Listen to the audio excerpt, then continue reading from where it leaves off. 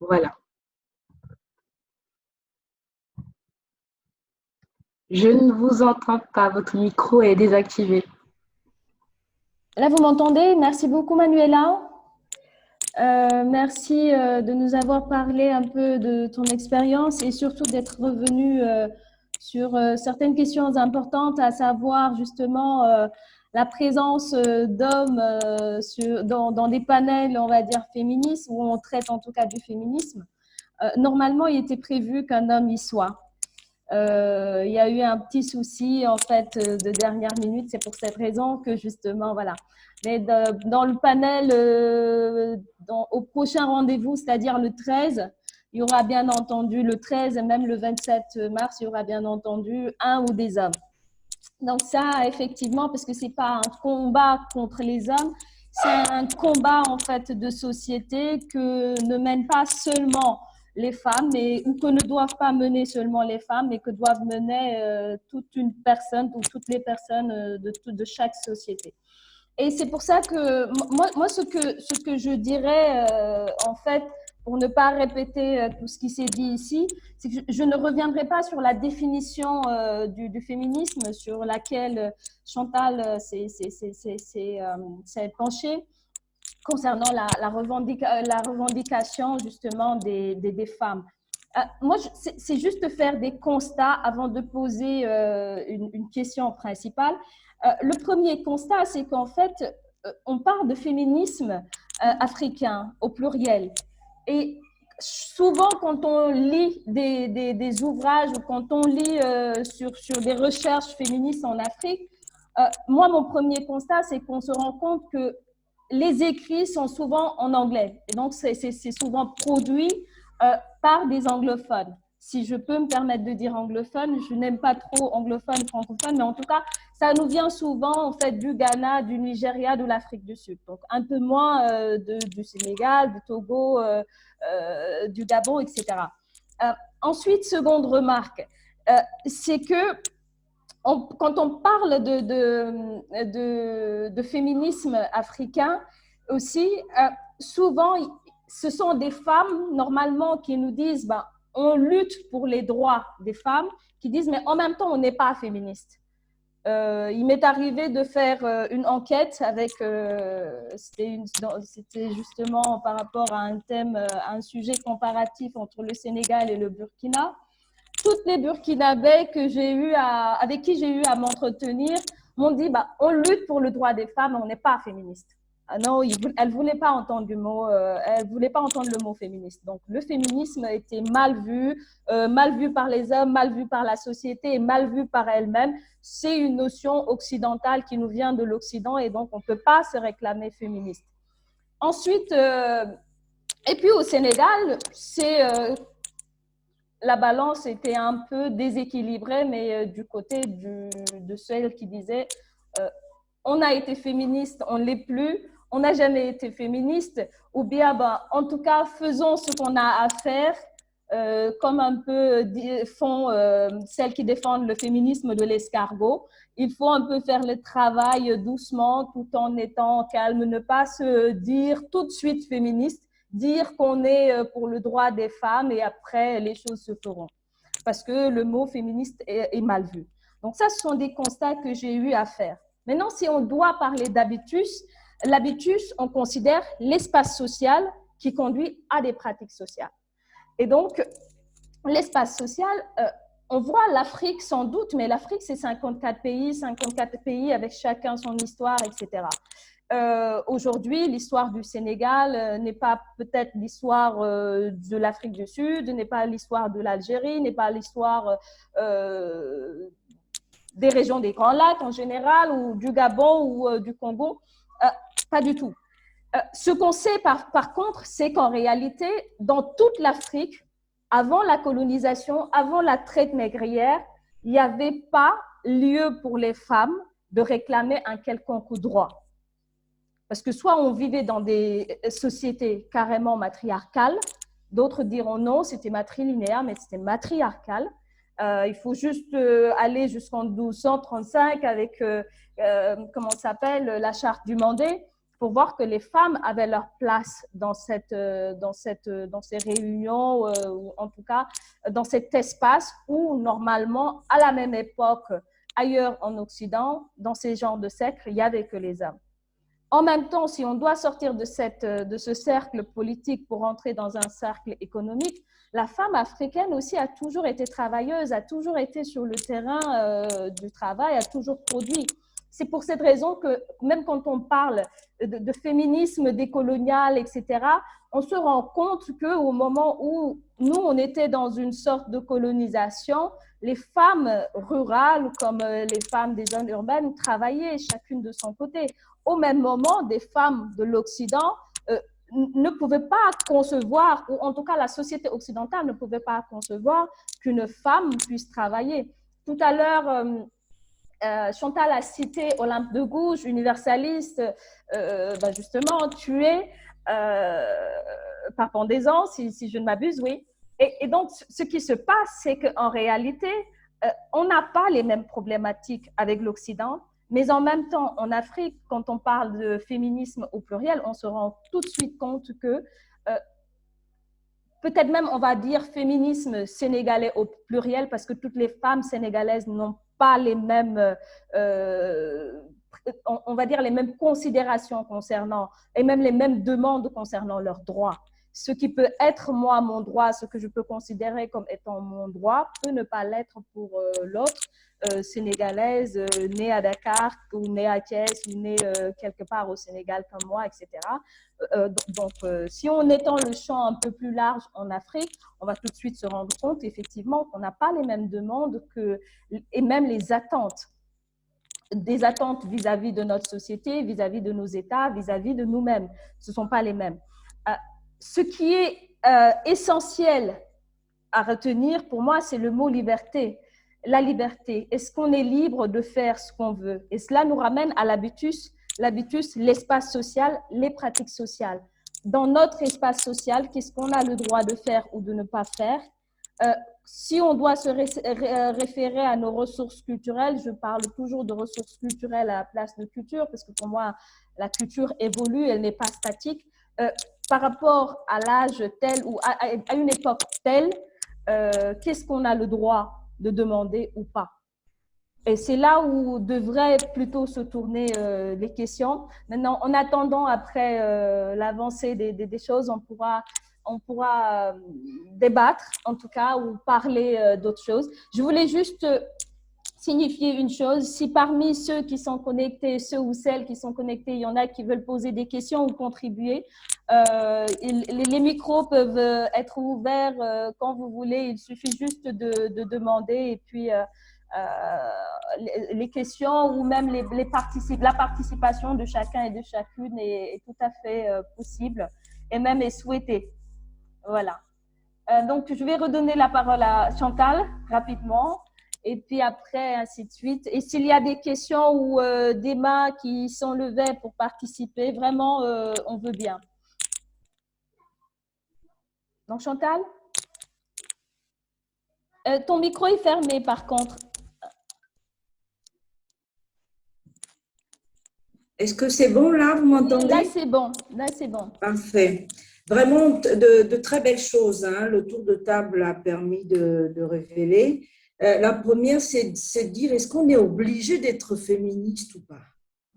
Est-ce que vraiment avoir besoin de dire à son partenaire, dans son milieu familial, que c'est pas juste, je suis pas bien traitée, est-ce que ça doit forcément nous inscrire dans un mouvement transnational qui a pour baromètre toute la logique niveleuse du système des Nations Unies? Parce que finalement, c'est comme s'il y avait une barre et que d'un côté, il y a une table, comment on dit dans la Bible, moi qui suis chrétienne, une table des lois, bon, on doit être ça, une femme doit être ça, une femme doit être ça.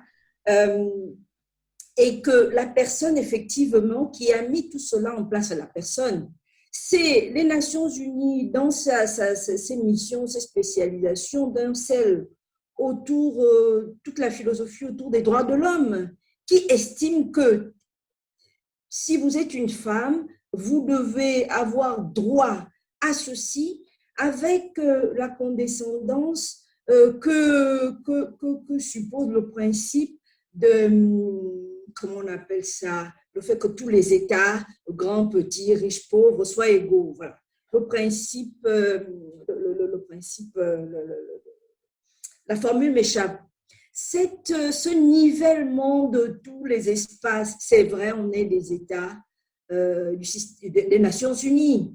Hein, on est parmi les moins de 200 États qui composent. Nous devons donc penser pareil, nous devons donc nous définir par rapport à ce qui a été posé par la DUDH, Déclaration universelle des droits de l'homme, par ce qui a été posé par la CEDEF, par ce qui a été posé par la Déclaration solennelle sur l'égalité de genre, par ce qui a été posé par, j'en passe, même l'acte constitutif.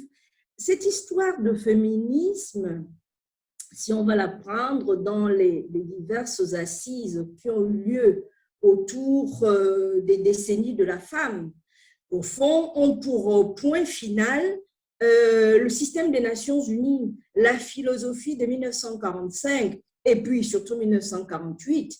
Pourquoi diable devrions-nous effectivement avoir comme ligne de césure ceux qui sont dedans et ceux qui ne sont pas? C'est une question qui me vient du coup à l'esprit parce que pour nous, Africaines, c'est compliqué. Nous sommes dans des milieux, pour parler de l'habitude, dans des milieux extrêmement ancrés, extrêmement balisés, parfois incompatibles. Mais nous sommes en permanence confrontés à des dispositifs d'acculturation que nous emmène effectivement tout le dispositif réseaux sociaux, mass médias, etc., qui font qu'on est presque schizophrène, on est écartelé entre le moi social que nous vivons presque de manière intime, domestique, et le moi public, relation, qu'on est obligé, parce que si je clique maintenant, je suis en relation avec le Sénégal, le Bénin, etc. Mieux, avec la France, les États-Unis, comme s'ils étaient à côté. Et pour nous, peut-être ce rattrapage est un peu compliqué et au fond, la question du féminisme dans laquelle nous ne devrions pas nous s'inscrire mérite peut-être que nous autres chercheurs, chers consoeurs, qu'on s'y concentre un peu. Pourquoi est-ce que revendiquer des choses, dénoncer une inégalité de traitement qui ne sera pas la même, et tu fais bien de le relever, ce qui est bien pour toi avec ta religion, avec ton pays, avec tes réalités, peut être pas bien pour moi avec mes réalités dans mon pays. Et c'est tellement vrai. Et pourtant, on veut faire comme si, effectivement, et j'ai bien apprécié qu'on parle ici des mouvements tels que MeToo. J'avoue que j'avais réfléchi à un papier, mais j'ai beaucoup de mal à rentrer à la fois dans les revendications féministes de MeToo parce que la réalité nubile, la réalité autour des rapports sociaux de sexe, la réalité dans un pays où on va en mariage, où on va vous déposer à 3 ans, etc. Et puis là-bas, peut-être, alors c'est des choses sordides, vous allez servir à tous les hommes qui sont là juste à ce qu'un finisse par vous commencer, je caricature un peu, hein. Mais dans un contexte comme ça où pour exister, vous êtes tenu d'avoir 2, 3 partenaires parce que celui-ci aide socialement, celui-ci aide financièrement, celui-ci a trouvé le travail, l'autre a trouvé le travail aux parents, etc. Comment est-ce que le MeToo, on dénonce qui? Sans oublier que nous sommes en passe d'être dans des dispositifs de polygamie, donc en tant que femme seule, on espère toujours, il faut bien qu'il y en ait un qui laisse son épouse pour venir vous donner une chance hein, dans leur devoir d'humanité hein, qu'ont les hommes, de vous trouver un rôle social, une existence, parce que vous avez besoin de ça. Sinon, vous êtes mineur dans nos sociétés d'un point de vue social et juridique. Donc, que peut signifier, pourquoi devrait-on se sentir concerné par un mouvement que celui de hashtag MeToo, ou même du mariage pour tous, etc. Donc, je pense donc que là, il y avait les points, on doit poursuivre la réflexion, néanmoins pour se demander qu'est-ce qu'être femme chez moi aujourd'hui, dans mon pays? Qu'est-ce qu'être femme? Qu'est-ce qu'avoir ce à quoi j'ai droit? Sans forcément être obligé de s'inscrire dans un dispositif où on va tous sortir dans la rue, aller se battre parce que nous n'avons pas ceci, nous n'avons pas cela, en supposant d'ailleurs qu'on joue franc jeu dans la dénonciation de ce que l'on dit, parce que là, le collectif chez les femmes, dans mon pays en tout cas, c'est quelque chose de particulier. Parce qu'en réalité, c'est un collectif qui très souvent n'en est pas un. Pourquoi est-ce que tout d'un coup, on devrait avoir une communauté de vues sur un certain... Donc, je veux mettre là en lumière un peu, vraiment, l'expression m'échappe, mais le côté niveleur, nivellement et uniformisation du dispositif face auquel peut-être nous devrions voir dans quelle mesure nous n'avons pas à nous astreindre. Nos États sont obligés de rendre des comptes. Le PU est là, l'examen périodique universel, parce que juridiquement, ils ont signé des engagements, ils doivent le respecter. Mais est-ce que ce à quoi se sont engagés nos États nous engage, nous, en tant qu'individus? Là est la question. Donc, je n'appelle pas à la rébellion, mais plutôt peut-être à une véritable introspection sur la pertinence de ces choses-là que nous avons un peu trop facilement pris. Et plutôt que de nous faire entrer dans le moule, on sent qu'on a besoin d'en faire beaucoup plus. Un peu ce qu'on a besoin de faire dans le milieu professionnel par rapport aux hommes, ben on a l'impression par rapport aux féministes occidentaux qui sont la référence, on va dire, ben c'est comme s'il faut qu'on se justifie, qu'on exprime les choses. Ce sont là quelques points que je voulais relever. Et juste vraiment d'un mot, comment pourrions-nous exister puisque il y a la logique de réseautage. Ces organismes-là et toute la logique du transnational fonctionnent par il faut qu'on soit beaucoup, il faut un dispositif de massification, effectivement, comme pour légitimer et valider.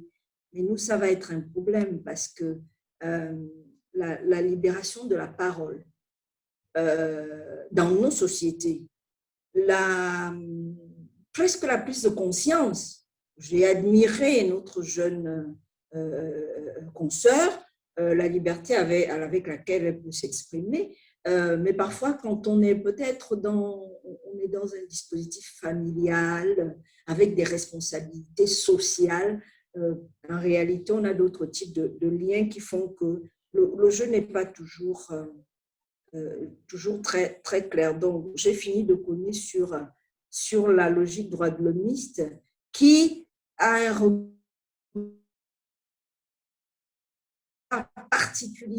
particulièrement, alors, nocif serait un terme fort vis-à-vis des femmes. Et je pense qu'il y a une réflexion à avoir sur le bien que nous avons dans la philosophie de la charte de San Francisco, femmes et Nations Unies et réalité du vécu dans notre habitus. Voilà. Je vous remercie. Merci beaucoup, Chantal. Avant de redonner la parole à Mariem, il y a Ndiogu qui demande la parole. Donc, Monsieur Ndiogu, si vous êtes toujours là, j'ai ouvert votre micro, donc vous pouvez y aller. D'accord, je vous remercie pour cette belle initiative et aussi je vous félicite pour la qualité des débats. Je me présente, je m'appelle Ndiogu Diallo, je suis chargé de plaidoyer et campagne chez Save the Children. Et je profite aussi de cette plateforme pour véritablement remercier Ndeye Astou Ndiaye et le docteur Ndeye Astou Ndiaye et Madame Marième Cissé, car elles ont énormément contribué à ma formation en tant qu'étudiant. Donc, vous comprendrez aussi qu'en tant que travailleur d'une organisation qui milite pour les droits de l'enfant, vous comprendrez que mon intervention soit axée sur les enfants, notamment les filles, qui sont les futures femmes. Donc, je commence par poser une question à qui voudrait la répondre, bien sûr, à la suite de mon intervention. c'est de savoir quelle est la place des filles dans le féminisme africain. Donc, par rapport à ma réflexion que je voudrais vous partager, nous parlons aujourd'hui de féminisme africain. Et donc, si je comprends bien à la suite des débats, il s'agit des conditions et besoins des femmes africaines tant que, tant que ces conditions-là et ces besoins ont pour but d'améliorer les conditions d'existence des femmes en Afrique. Donc, au-delà d'une analyse des mouvements de femmes, je pense qu'il est important de considérer ce qu'était la femme africaine avant sa maturité en tant que femme. Donc, c'est pour inviter effectivement à considérer les conditions et les besoins des filles africaines. Le mariage d'enfants, la grossesse précoce, les mutilations génitales féminines, les violences domestiques, violences physiques et psychologiques, les travaux domestiques, le décrochage scolaire, la traite et la pauvreté sont autant de maux auxquels les filles sont aujourd'hui confrontées. Donc, vous conviendrez avec moi que ces mots, qui sont simplement des pratiques néfastes, fondées sur les cultes et les cultures, obstruent lamentablement leur existence sociale en tant que femmes. Et, comme dirait Pierre Bourdieu, nous mettent malheureusement dans une incapacité à dépasser une conception de la reproduction sociale figée par l'habitus et donc à penser le changement social. D'où l'importance aussi de prendre en compte la femme dès son plus jeune âge. Donc, je dirais travailler à la base, pour ne pas dire à son état de fille. S'il est vrai que les filles aujourd'hui seront les femmes de demain, il est aussi important de bâtir pour ces filles un avenir à la dimension des femmes que nous voulons pour notre chère Afrique. Et donc, pourquoi pas, à travers une éducation féministe, si je peux le dire ainsi, tant qu'elle vise l'affranchissement politique, social, moral et futur de toutes les femmes africaines. Voilà, je vous remercie. Merci beaucoup, Monsieur Diallo. On va donner la parole à Mariam Cissé. Merci beaucoup, Chantal, à M. Diallo aussi. Je crois qu'il m'a confondu avec une autre Mariam Cissé. Je ne suis pas enseignante, en tout cas pas pour l'instant. Il a dû vous confondre. Alors, Sorna Mariam. Alors, exactement. Je vais un peu rebondir par rapport au dernier point que Chantal a souligné par rapport à ce nivellement-là, que ce besoin que les gens ont, en tout cas au niveau des institutions internationales, d'uniformiser un peu les préoccupations féminines, ce que devait être le féminin. Moi, je me dis que c'est pas quelque chose de tout à fait mauvais. C'est pas une chose que nous devons jeter complètement, parce que c'est quand même un cadre qui nous a permis et qui a permis pendant plusieurs années aux femmes de pouvoir porter leurs revendications à un niveau beaucoup plus élevé. Et c'est un cadre qui nous a permis d'avoir des dispositifs juridiques qui ont contraint des États à prendre en compte dans leur politique les préoccupations, les revendications des femmes de leur pays. Donc, cette uniformisation, moi, je pense que c'était plus pour permettre aux organisations féministes, aux femmes qui se posent en tant que défenseuses, d'avoir vraiment un dispositif juridique, un cadre qui leur permette de porter leurs revendications, comme je l'ai dit, à un niveau beaucoup plus élevé. Et le mot liberté dont vous avez parlé tout à l'heure, pour moi, est très important, finalement. Si des personnes, que ce soit hommes ou femmes, décident de mener des actions pour que les droits des femmes qu'ils ont identifiés comme étant des droits immédiats, importants, pour lesquels ils devraient se battre, font ce qu'ils font pour que ces femmes-là puissent être rétablies ou bien puissent bénéficier de ces droits-là. Si ces personnes ne veulent pas forcément être appelées féministes, c'est leur droit. L'essentiel est que ce qu'ils auront identifié comme étant des revendications qui seront propres à leur communauté soient prises en compte. Et si des personnes font le même travail, qu'elles soient en Occident, en Afrique, au Sénégal, au Ghana, au Togo, si elles veulent porter l'étiquette ou bien se définir comme étant féministes, c'est aussi leur droit. L'essentiel finalement, c'est que les préoccupations qui soient propres aux femmes, quelle que soit leur zone, quel que soit leur niveau social, soient prises en compte et que des solutions soient trouvées. Finalement, l'appellation n'est pas, à mon avis, si importante que cela. Et comme l'a dit tout à l'heure Manuela, on refuse de moins en moins de porter l'étiquette féministe, féminisme, parce que c'est un terme qui, au fil des années, a été chargé de beaucoup de négativité au Sénégal, parce que justement, on s'est dit que, pour nous en tout cas, on l'a souvent entendu, on continue de l'entendre, ce sont des occidentalisés qui refutent un peu leur tradition, leur culture, qui parce qu'elles ont été à l'école, parce qu'elles ont été à l'université, se permettent de vouloir copier, de vouloir calquer des choses qui n'ont rien à voir avec nos réalités, ce qui n'est pas forcément le cas. Alors la question qu'on pourrait se poser, est-ce que nous-mêmes, dans notre façon peut-être, ou bien dans notre démarche de mener le combat, est-ce que nous ne pêchons pas un peu? Parce que pour moi, ce qui est important dans un combat, c'est de se faire comprendre, que les autres puissent comprendre vraiment le bien fondé de nos revendications et que nous ayons une certaine manière de ne pas être dans une logique de confrontation ou bien dans une logique d'aliénation ou bien de nous mettre un peu, de voir comme si nous étions différentes et de vouloir imposer une certaine manière de faire, une certaine manière de penser par rapport à cela. Donc peut-être pour éviter justement que le terme soit si péjoratif, qu'il soit si chargé de négativité, ce qui en définitive nous éloigne de l'essentiel, peut-être revoir comment mener ce féminisme-là, ou bien comment, à notre niveau, revoir notre façon de défendre les droits des femmes, ou bien de mettre sur la table les revendications qui nous sont propres. Merci beaucoup, Mariam. Moi, je vais rebondir juste sur ce que tu viens de dire avant d'essayer de répondre à la question de M. Diallo et de donner la parole à Manuela rapidement. En fait, moi, la question que je me pose, c'est qu'est-ce qu'on veut en fait? Que veut réellement le féminisme? Si féminisme il y a, si féminisme africain il y a, au pluriel ou au singulier, qu'est-ce qu'on veut réellement? Et cela nous renvoie encore une fois à la notion de liberté, à la notion aussi d'espace social et de ce qui est approprié à ce que nous voulons. Tu parlais tout à l'heure de dispositifs juridiques, mais dispositifs juridiques aussi, c'est bien d'avoir des dispositifs juridiques, mais c'est encore mieux de pouvoir les respecter.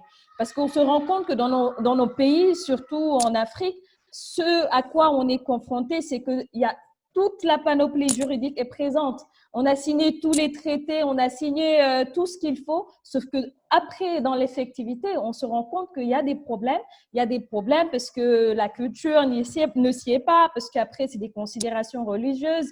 Et on sait tous ce que les considérations religieuses, tout à l'heure, Manuela parlait de la religion au Togo, ainsi que du vaudou, etc. On se rend compte justement qu'il y a des blocages et que la foi parfois est au-dessus de toutes ces considérations-là et même concernant les dispositifs juridiques. Juste un exemple, aujourd'hui au Sénégal, on a depuis 2011 la loi sur la parité dans les instances électives, mais ce n'est pas pour autant qu'elle soit effective parce que dans certaines zones, il y a des blocages et ces blocages sont dus surtout à des considérations sociales, voire religieuses.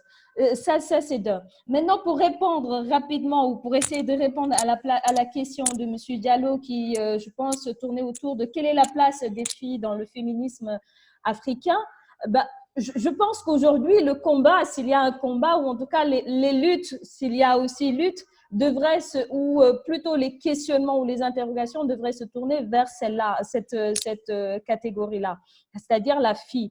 Et pour pouvoir défendre sa liberté, ou en tout cas pour pouvoir se sentir libre de certaines choses, et tout en étant consciente aussi de sa liberté et de ce que la liberté nous permet de faire ou de ne pas faire, il faudrait aller déjà avoir la possibilité d'être éduqué. D'être éduqué où? D'être éduqué dans la cellule familiale, la cellule la plus restreinte. Ensuite, dans une cellule un peu plus, comment dirais-je, un peu plus ouverte, l'école. Ensuite, la société d'abord, ensuite l'école. Et je pense que s'il y a quelque chose qui doit nous réunir toutes et tous dans une société, c'est l'éducation. L'éducation aussi bien des jeunes filles que des jeunes garçons, mais en mettant l'accent sur ce qui fait défaut aujourd'hui, c'est plus l'éducation des filles. L'éducation et le maintien des filles à l'école afin qu'elles puissent être justement conscientes de ce qu'elles représentent elles-mêmes. Parce qu'en réalité, c'est savoir ce qu'on représente pour une société, qui on est et ce que l'on veut. Après, c'est une question à relativiser ou bien même à, à essayer de tourner autrement. Mais pour moi, ce qui est important aujourd'hui, c'est de donner la chance à ces jeunes filles-là de pouvoir s'assumer en tant que fille, en tant que femme plus tard, dans une société qui le leur permet. Et cette société-là, ce n'est pas une société où on est en éternelle contradiction ou en éternel combat. C'est une société où les choses ne sont pas normalement figées, mais évoluent et évoluent de manière positive. Je vais laisser rapidement la parole à Manuela pour ne pas trop la prendre. Ou bien à quelqu'un d'autre aussi. Voilà, il y a une main qui se lève. Mais Manuela, on va te laisser la parole d'abord, 2 minutes, et puis après, on laissera la parole à Monsieur Thiam Senoun. Du coup, je vais essayer d'être un peu bref pour aussi laisser la parole à tout le monde, afin que tout le monde puisse s'exprimer. En fait, pour revenir un peu sur une forme de patchwork des différents éléments que vous avez mis qui sont extrêmement intéressants. Déjà, d'une part, sur la question des normes, un peu de tout ce qui est normes ONU et en fait qui descendent sur nous. Je pense que d'une part, effectivement, c'est vrai qu'il y a ces normes, mais malheureusement, ça reste toujours dans ces considérations où nous, en Afrique, en fait, on a cette forme de miroir qui nous dit malheureusement les normes qui sont fixées et sont encore, on doit attendre, ce sont des choses fixées peut-être en Occident qui ne vont pas forcément correspondre à nos réalités locales.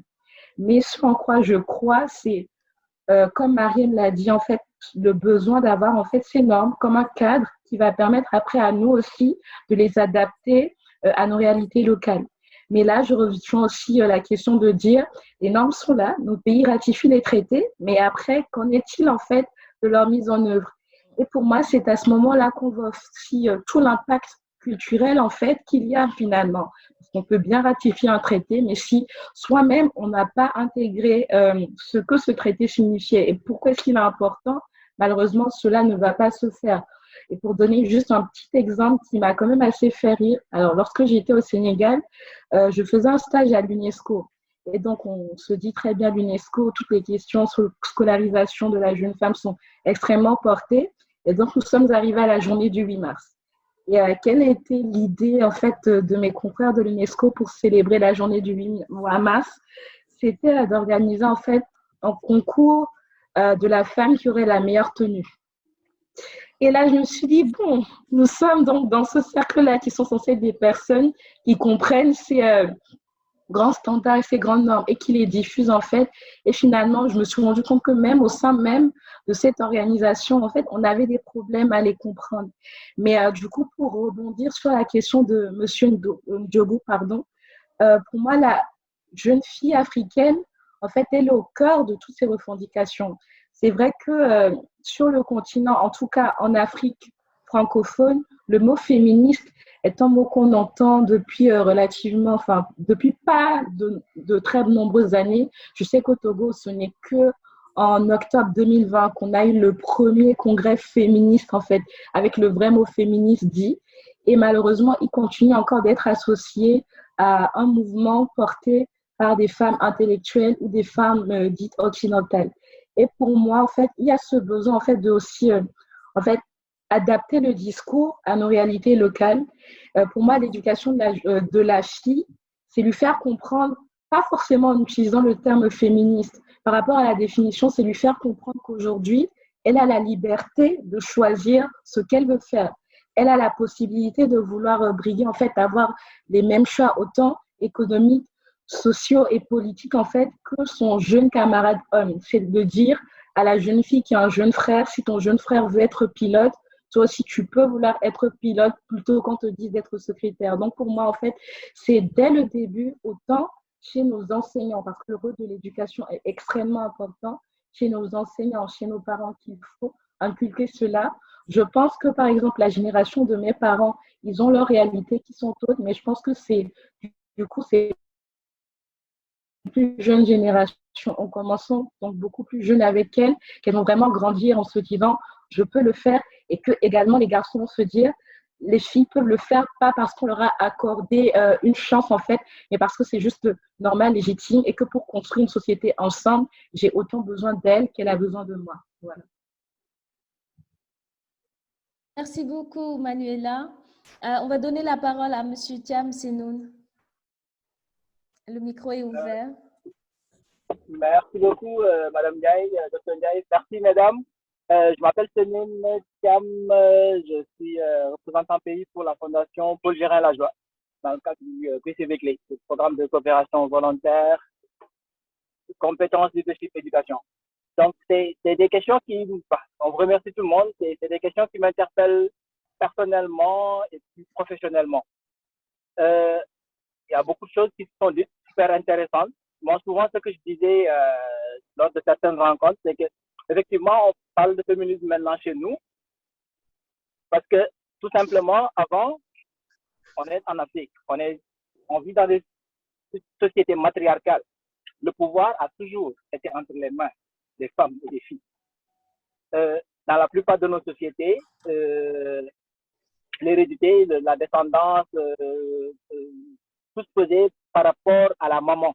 Donc, je ne vais pas faire un cours d'histoire là, c'est même pas ma vocation, mais ça a beaucoup changé avec la colonisation, avec tout. Mais bref, ce qui est important, c'est, je répondis aussi sur une interrogation, c'est par rapport au qualificatif africain. C'est important. C'est vrai qu'on a toutes et tous des valeurs universelles auxquelles le monde entier croit, souscrit. Mais il faut le tropicaliser, si je puis m'exprimer ainsi. On a des réalités qui ne sont pas forcément les mêmes que celles de la femme québécoise, française ou japonaise.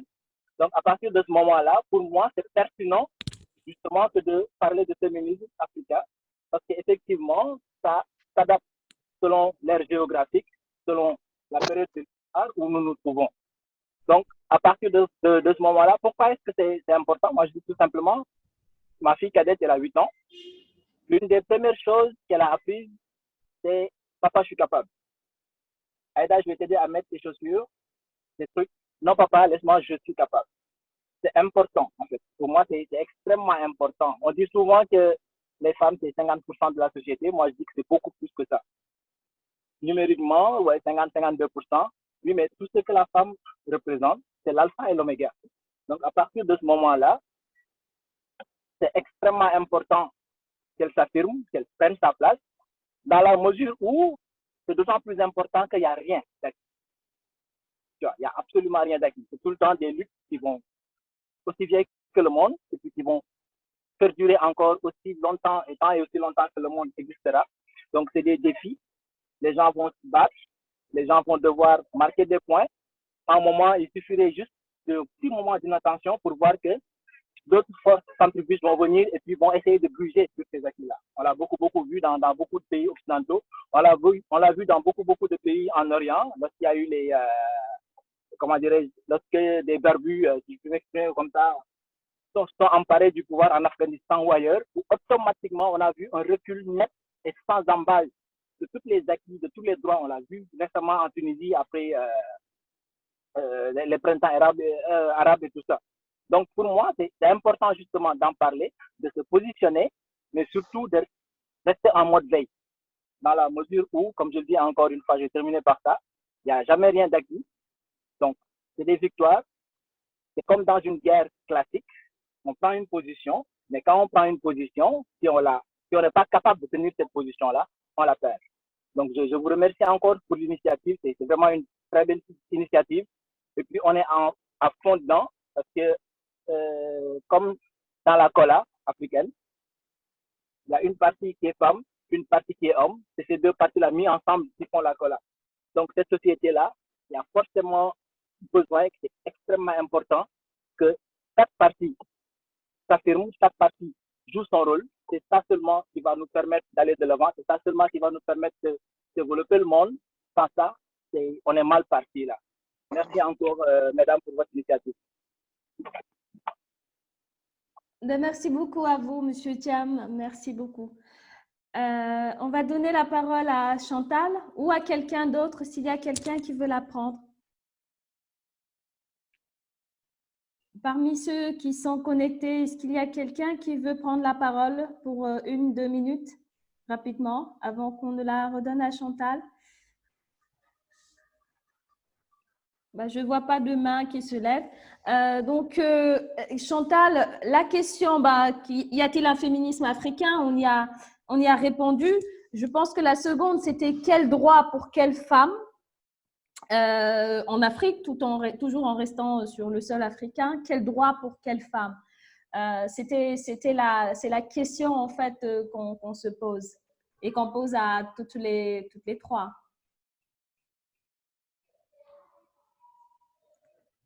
Chantal, tu es là? Pardon. Oui.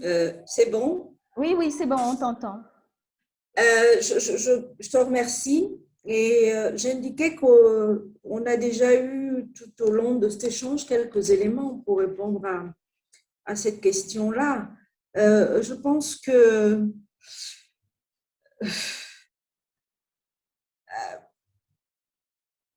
la question essentielle, donc au-delà de la liberté et de vraiment la justice sociale, parce qu'en réalité, si nous vivions dans un monde juste, des débats de féminisme, de misandrie, d'hommes battus, etc., n'auraient pas lieu d'être. Mais demander ça, c'est demander qu'on soit dans un dispositif où la loi n'est plus les rapports dominants-dominés. Or, malheureusement, tant que le monde sera monde, comme le dit quelqu'un, c'est toujours les rapports de force, hein, voire de pouvoir, comme une intervenante l'a dit ici. À partir de ce moment-là, je crois que la question essentielle, c'est de se demander, d'abord de ramener les choses vraiment au niveau individuel et personnel. Il y a une part que l'État, que les gouvernants, que les autorités doivent prendre en charge dans une organisation sociale. Et puis, il y a le reste qu'il faut qu'on ramène à nous. Parce que vous verrez bien, quand on parle de féminisme, parfois, c'est des choses qui ont un rapport avec le champ politique, qui ont un rapport avec ce qui devrait être pris en charge, en fait, par les entités, mais qui ne le font pas, et où les femmes sont obligées de se lever. Mais peut-être qu'il faut qu'on arrête de faire ce que les autres devraient faire pour véritablement centrer le débat sur soi. Alors, pour répondre à la question, quel droit? Mais je crois qu'il n'y a pas, et c'est bien le sens de l'intervention que j'ai depuis, il n'y a pas de question universelle. La femme ne se définit pas exactement. Alors, il y a des plus petits dénominateurs communs, mais si on part de ce principe-là, l'injustice touche autant, et les dispositifs ségrégationnistes et discriminants touchent autant les personnes handicapées, les personnes obèses, les personnes sans enfants. Donc, l'injustice, effectivement, est une donnée majeure. Maintenant, ce qu'il faut se poser peut-être comme question, c'est qu'est-ce qu'être femme? Je veux dire, dans mon milieu, dans mon pays, le pays est déjà un peu large, mais dans nos pays où l'ethnie, ou peut-être la religion a un poids, des fois, il faut peut-être voir le plus petit dénominateur commun, de sorte que dans son espace de vie, on soit soi-même pris en compte. Qu'est-ce qu'il me faut en tant que personne de sexe féminin pour pouvoir vivre bien dans l'univers qui est le mien, en ayant la possibilité d'agir sur mon propre destin et ne pas être dans une figuration où on est regardé, où on est en scène pratiquement, regardé par le monde entier. Mais dès lors qu'on se pose cette question, on verra peut-être que dans mon pays, faible natalité, peut-être la réponse à cette question, ça n'est pas les logiques de Malthus ont un regard singulier. Pilule, l'IVG, la pilule, tout le combat de Simone Veil, par exemple, de manière générale, parce que peut-être nous sommes éduqués comme ma mère, avoir 9 gosses. Allez, je coupe la poire en deux, j'en ai 2. Donc, la réponse qui sera la mienne prendra en compte ma liberté. J'aime la maternité, je voudrais en faire, mais on doit tolérer que quelqu'un qui est à côté de vous dans le même univers, si la réalité c'est la liberté, considère que moi j'aime bien les enfants des autres, moi j'aime, et donc la maternité pour moi, ça n'a pas à être, si ça vient vraiment, si c'est endogène, si c'est intra, ça ne doit pas être dit. Pardon?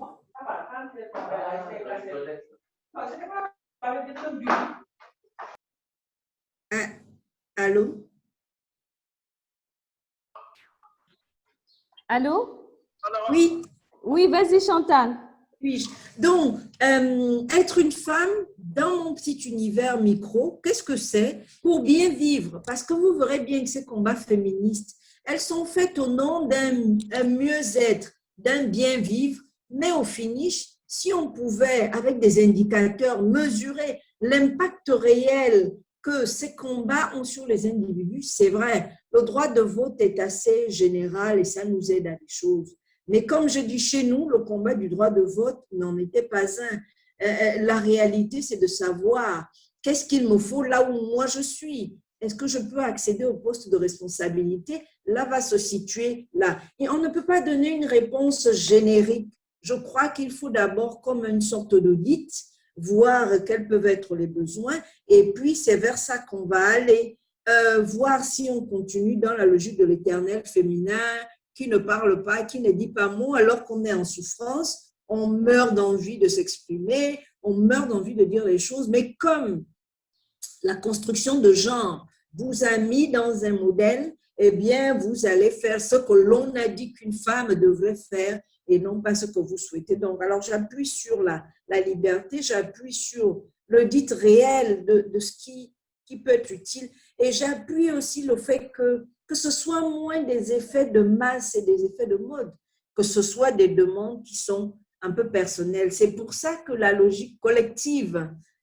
que malheureusement va impliquer le féminisme, pourrait passer au-delà de beaucoup de femmes et peut-être ne pas forcément entraîner le plus grand nombre. Je crois qu'il faut enseigner à nos filles, et j'en profite pour parler des filles, effectivement à être elles-mêmes, à savoir ce qu'elles veulent, à être conscientes qu'elles ont le droit d'oser penser pour elles. Qu'est-ce qui est bien pour elles? Qu'est-ce qu'elles veulent faire? Tout en sachant qu'il va leur en coûter parce qu'elles pourraient sortir comment on dit, des canaux prédéfinis. Mais c'est aussi ça le poids de l'éducation. Alors, il y a l'égalité professionnelle. C'est pas forcément toujours le même combat, ça dépend de tellement de choses. Combien de femmes travaillent, combien. Il n'y a pas de généralisation. Je suis très admirative par rapport aux mamans qui constituent. Alors, lobby serait un terme qui ne rend pas toute la réalité. Moi, je trouve que d'un point de vue économique, mais je vois ça du Gabon, hein, c'est un pouvoir, un véritable pouvoir. Nous qui en sommes à faire des petites logiques d'autonomisation, des petits projets pour permettre à quelqu'un d'avoir une activité génératrice de revenus, je pense que c'est vraiment un modèle des nanabas. Mais ça, c'est quelque chose où on ne s'est pas assis pour dire, bon, qu'est-ce qu'il faut que je fasse? Ça, c'est transmis dans l'éducation, c'est arrivé. Je pense que les questions ne se sont pas posées. Donc, moi, je peux le dire pour le Gabon, et quand je dis pour le Gabon, je peux le dire pour les gens qui ont mon profil, parce que c'est en fonction de ce à quoi on a droit, mais qu'on n'a pas vraiment, qu'on peut se dire qu'est-ce qu'il me faut. Donc, je ne suis pas pour les généralisations, mais comme je dis, les indicateurs majeurs sont essayer aussi de se mettre en avant. Être égoïstement, prendre le risque de se mettre en porte-à-faux avec les cages dans lesquelles on vous a mis pour oser vous interroger en tant que mère, en tant que fille, en tant que femme, sur ce à quoi vous avez droit et comment vous pouvez l'avoir en étant prête à en assumer les conséquences.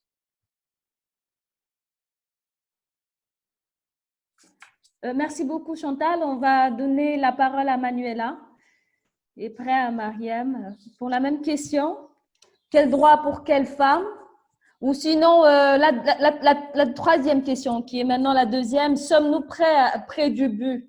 S'il y a un objectif qu'on s'était fixé, ou en tout cas que le combat féministe s'était fixé, sommes-nous près du but?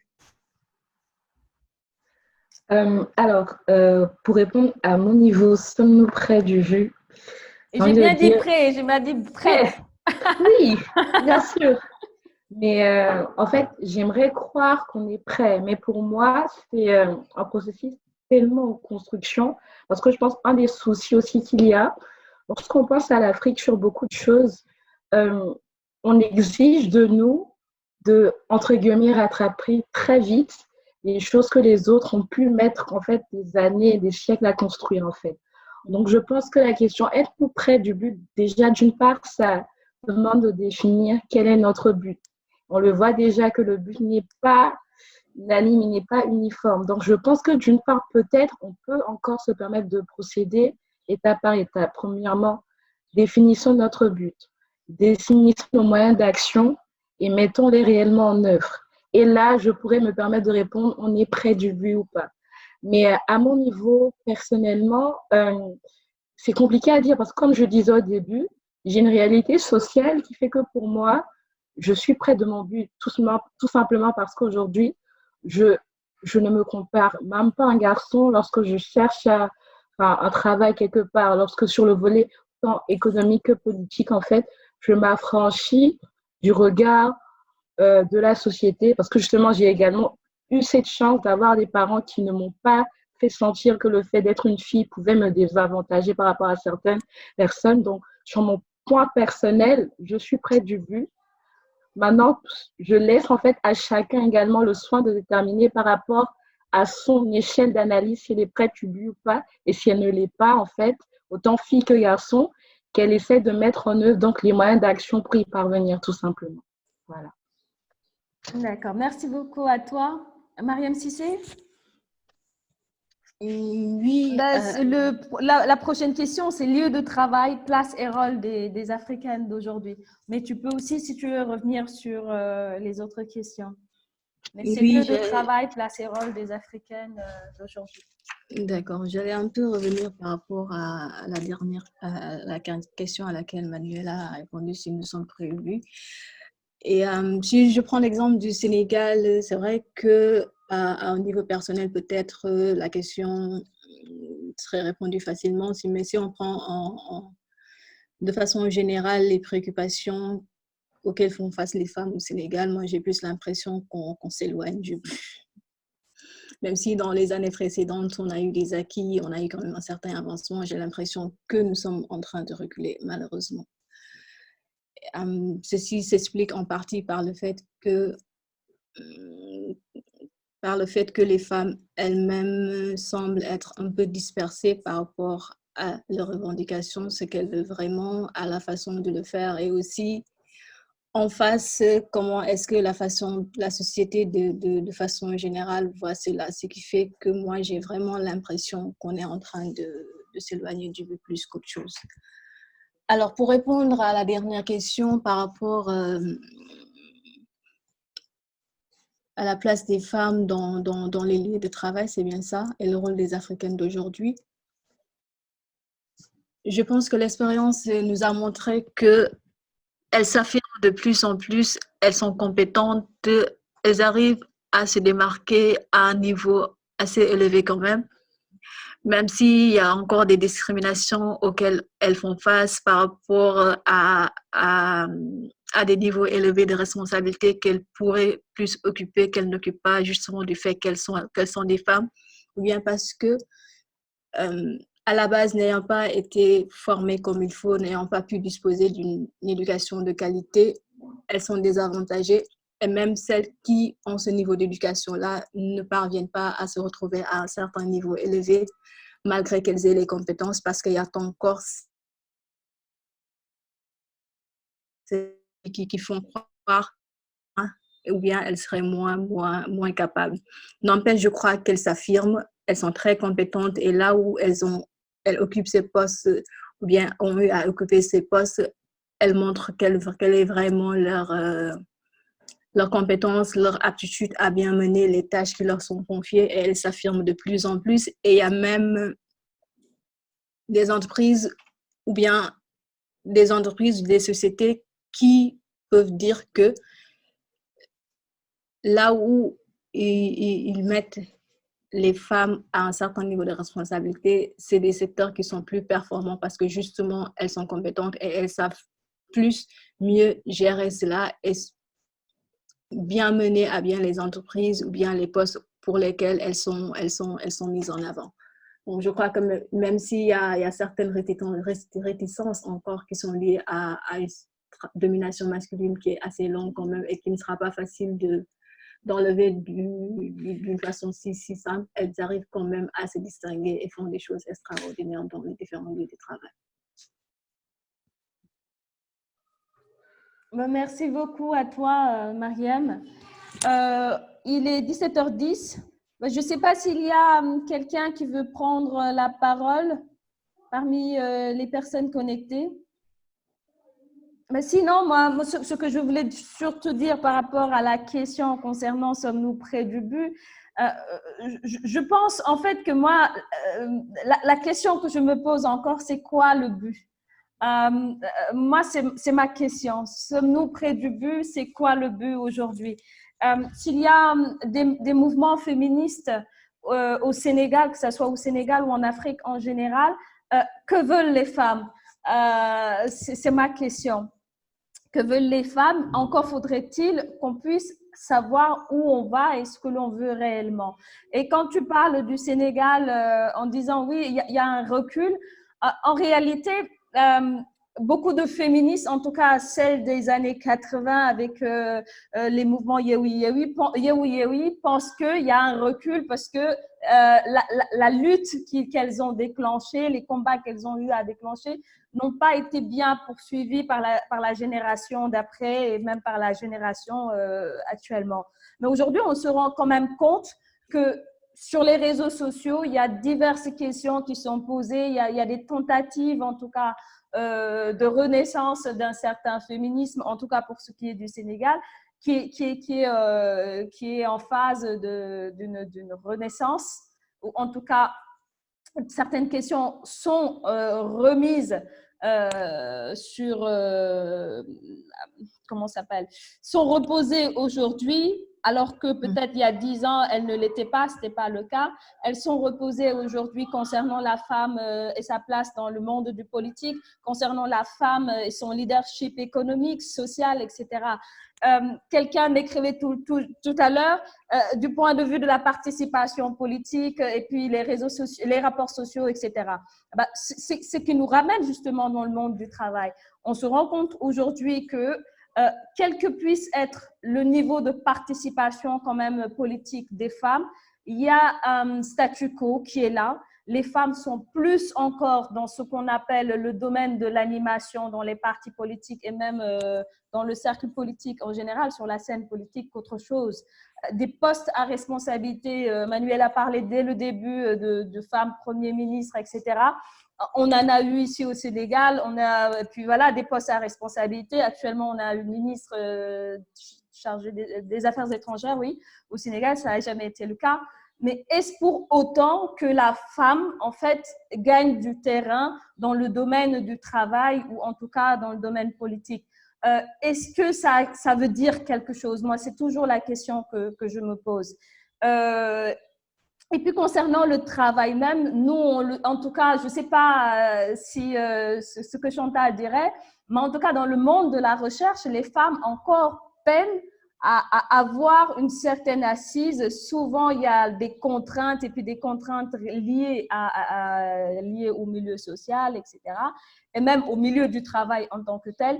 Les collègues, le regard que des collègues hommes portent sur les femmes, portent sur le travail des femmes, ce sont des questions qui peuvent encore être posées.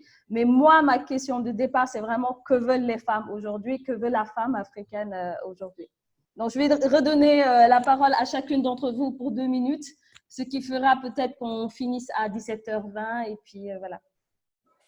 Alors, juste rapidement, Moi, je pense que ce que veulent les femmes, c'est qu'elles soient en mesure de s'épanouir librement en fonction de ce qu'elles auront défini comme étant leur épanouissement, sans contrainte qui soit liée à leur condition féminine, encore une fois.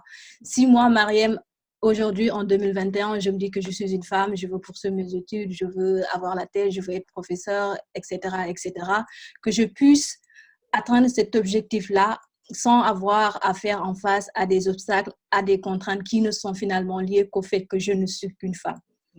Et pour cela, il y a encore beaucoup de travail à faire au niveau de la société. Et comme on l'a dit tout à l'heure, c'est bien d'avoir des lois, c'est bien d'avoir un dispositif. Mais si finalement ces lois et ces dispositifs-là ne sont pas intégrés, pas seulement par ceux qui les votent, mais aussi par l'ensemble de la population, l'ensemble de la société, il y a un problème.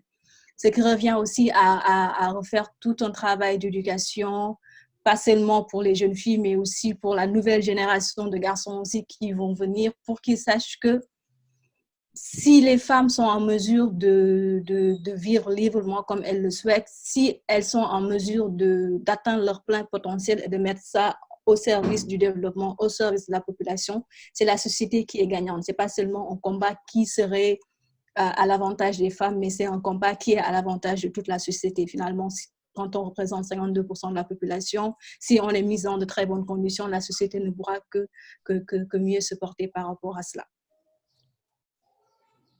D'accord, merci beaucoup. Ce qui nous ramène encore à l'habitus, l'espace incluant, comment ça s'appelle? L'espace incluant l'habitude et puis ce qu'on fait tous les jours. Chantal?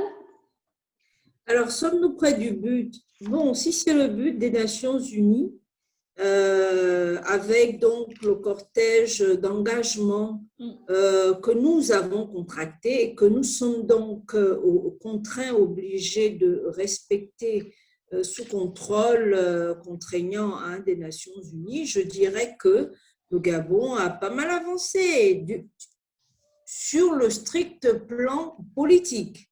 Parce que la CEDEF, la Convention sur les droits politiques, etc. Vous êtes tous à des premiers ministres. Nous, on a eu un président intérimaire. Donc, on pourrait se dire, pour un petit pays comme le nôtre, c'est une tradition d'avoir la chambre, une des chambres bicamérales qui est féminisée, où le perchoir est féminisé. Donc, pour l'image et le regard et la place de la femme, j'espère que ça a un impact. On peut. Une femme a succédé, c'est à parité au niveau du Parlement, enfin, de la Chambre haute du Parlement. Hein. Un homme succède à une femme, etc., depuis le début. Et puis, dans pas mal alors, il y a beaucoup encore à faire. Nous avons un certain nombre de lois, on a eu des quotas, 30%, et puis on a parlé de parité. Enfin, des choses se font, et donc, du point de vue des injonctions, parce que ça en est, du système international du droit des femmes, le Gabon avance. Nous avons fait la loi sur les veuves, nous avons. Alors, magnifique trouvaille, nous avons fait une décennie nationale où on a un moratoire pour l'amélioration, et c'est bien stipulé, les droits, non pas la promotion féminine pour la promotion féminine, mais l'amélioration des droits. Pendant 10 ans, on a cette lucarne-là. Donc, on peut penser qu'on se rapproche du but, dans l'absolu, pour répondre de manière triviale. Mais au fond, dans les faits, tout ça, en dehors de nous mettre parmi les quelques élèves de la classe qui pourraient suivre, quel est l'impact sociétal de tout ceci, et je voudrais prendre le cas même des femmes qui, par le féminisme, fût-ce celui d'État, arrivent aux affaires, mais qui après, on n'a pas le sentiment qu'une fois qu'elles sont là, qu'elles envoient la corde aux autres pour que, rien que par le dispositif du féminisme, si c'est une voie d'accès, que les conditions de toutes les femmes gabonaises soient améliorées. Et c'est un vrai problème sur la pertinence de philosophie, si ça en est une, parce que c'était la question de départ aussi. Est-ce que d'un point de vue doctrinal et philosophique et même éthique, et personnel, les femmes se sentent... et j'ajouterais, pour rester dans le champ politique, les questions de gouvernance, que, bon, non seulement donc on ne voit pas beaucoup ce que cette augmentation, ces indicateurs de présence féminine, peu que peu, hein, c'est pas non plus 50-50 encore, mais c'est beaucoup mieux que dans les années 60. Président, alors actuellement on a un premier ministre femme, tiens, et en même temps on a eu président de la Cour constitutionnelle femme, premier ministre femme, on a même eu président femme en même temps et président du Sénat. Donc, on a même cumulativement, au moment où on pouvait penser que là où on fait les lois, c'est-à-dire le législatif, le législateur, au niveau des lois, les choses pourraient effectivement s'emballer. Bon, il y a un bilan qui est à faire. Qu'est-ce que ça a apporté à la femme au quotidien? Là aussi, effectivement, le bilan reste à faire, mais il faut néanmoins dire quand même que on a l'impression que le féminisme se trouve en panne lorsqu'il a élevé comme ça. Alors, le chef de l'État, il va donner une vision pour parler de la décennie, mais ce n'est pas le chef de l'État qui va faire en sorte que ça s'emballe, la machine. C'est, par exemple, le mainstreaming doit pouvoir se faire.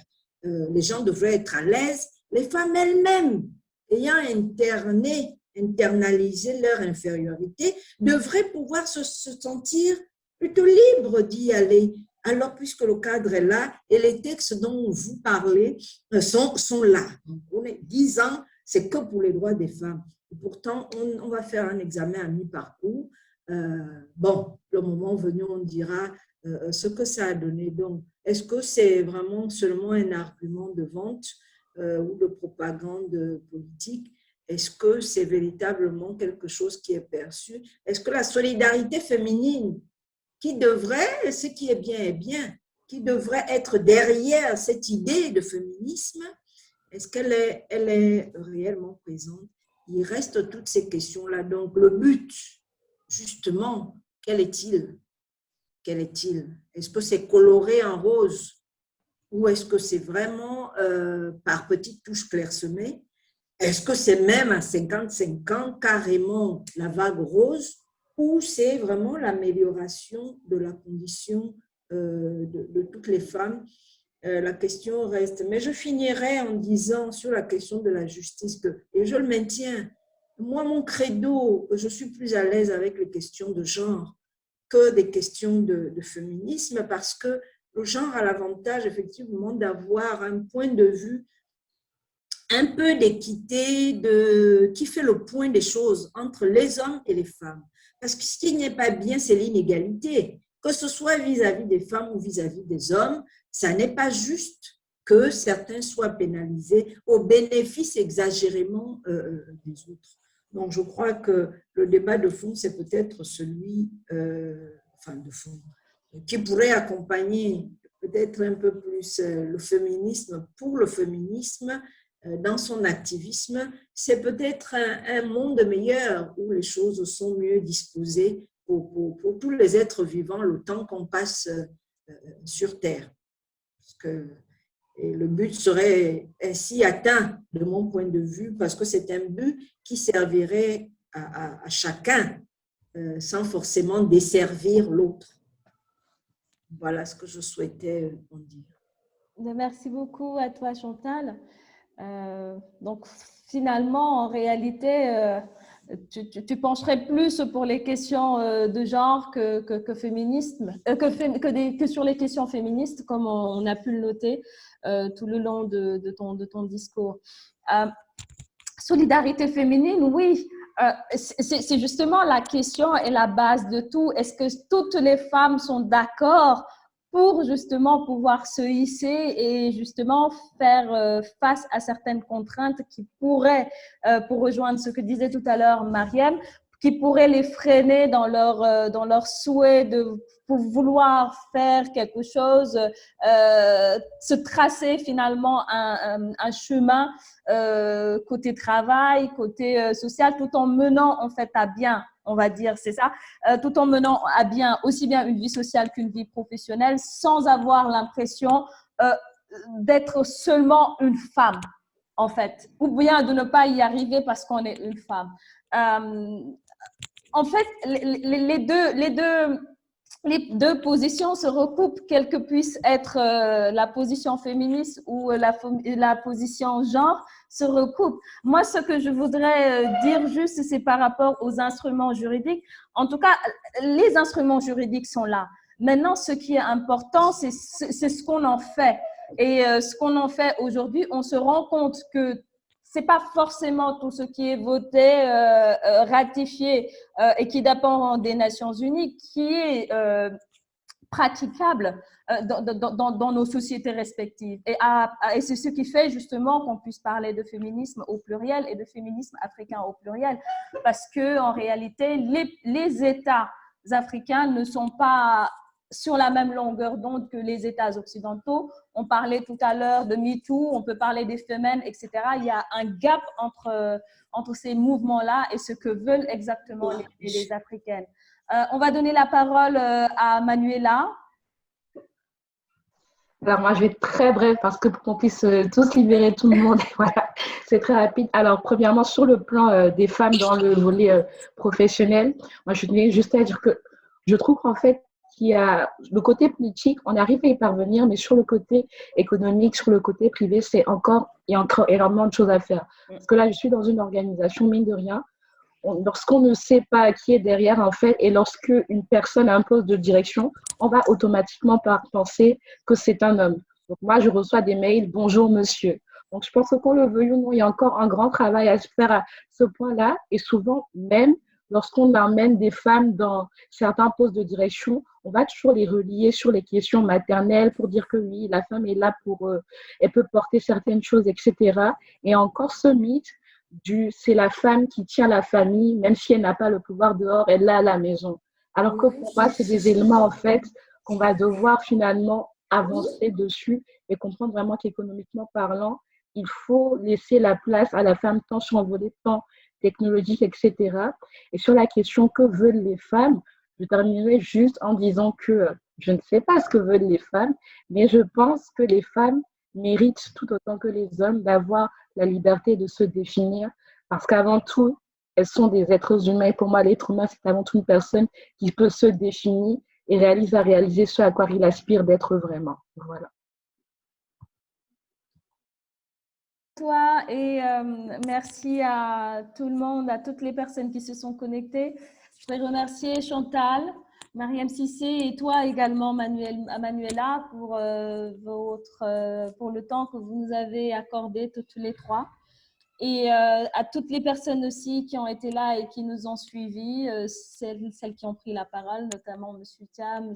Diallo, etc. Et les autres qui ont écouté religieusement. Il y en a une qui m'a dit ça, j'écoute religieusement ce que vous êtes en train de dire. Donc, merci à tout le monde et puis, on va dire, excellent week-end. On va mettre la vidéo sur la plateforme YouTube quand on fera le montage. Donc, je voudrais vraiment remercier toutes les personnes qui ont participé à ce webinaire. On se donne rendez-vous le 13 mars, toujours dans le Women Month, pour un autre thème avec d'autres intervenants. Et cette fois-ci, il y aura des hommes. Voilà, Manuela. Bon week-end et encore merci beaucoup à tout le monde et à chacun d'entre vous. Merci, au revoir. Alors, merci.